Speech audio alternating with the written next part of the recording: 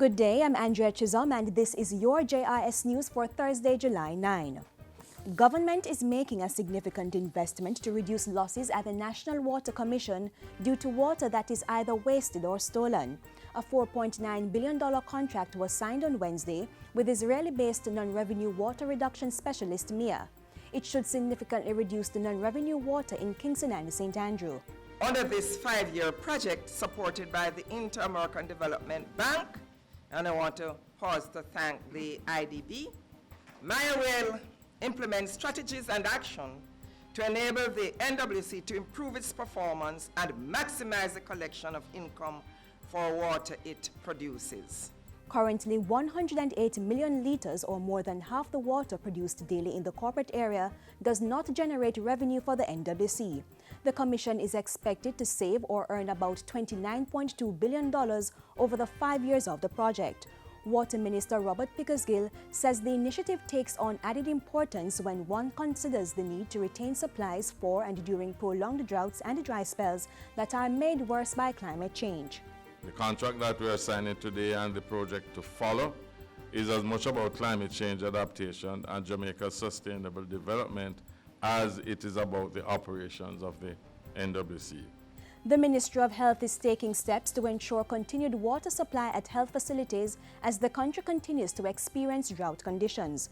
Portfolio Minister Dr. Fenton Ferguson says the regional authorities have been directed to put the necessary measures in place, including making arrangements for trucking water where needed. Other directives include closely monitoring water storage levels and ensuring that tanks are checked for leaks and filled regularly. Dr. Ferguson is also appealing to community members not to remove water from storage tanks at their health centers. Members of the public are meanwhile urged to treat their own stored water before consuming. Water can be made safe by treating with household bleach or by boiling.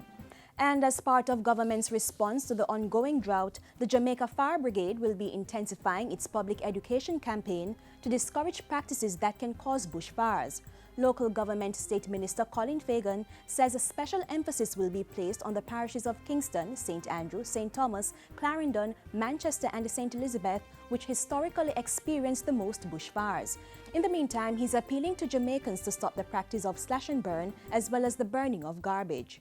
The reality is that these are dangerous practices at any time and are especially dangerous in these very dry times. The State Minister was speaking at a recent press briefing. Commissioner of the Jamaica Fire Brigade, Errol Mowat, also attended and said the country was seeing a noticeable increase in bushfires this year when compared to 2014. He insisted that absolutely no open burning must take place at this time. We are saying absolutely no burning. If it means that we must work with the police or any other agent of state to ensure that we bring this to an end, we will have to. Meanwhile, 3 new fire stations will be built this fiscal year. The new stations will be located in Yala, St. Thomas, Port Maria in St. Mary and Montego Bay, St. James. All the design work for these stations has been completed and submitted to the World Bank.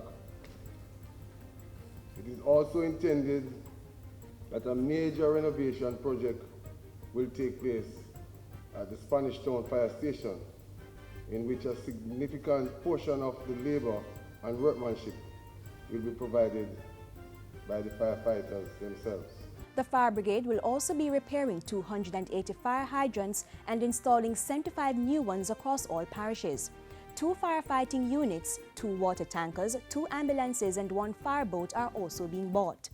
And finally, 2 buses valued at $11.179 million have been handed over to the Southeast and Southern Regional Health Authorities to be used as part of their community mental health programs. The buses were purchased with the assistance of the Chase Fund. Health Minister Dr. Fenton Ferguson says the buses will allow the community mental health teams to better respond to emergencies in the 2 regions. This is significant because each year we treat approximately 20,000 persons in community health clinics. In 2013, the community mental health team responded to over 500 crisis calls related to various mental health emergencies. For the ones who are unable or unwilling to access care at the primary health care level, the buses will enable us to improve our ability to provide home-based care. And that's it for JIS News today. I'm Andrea Chisholm. Thank you for watching.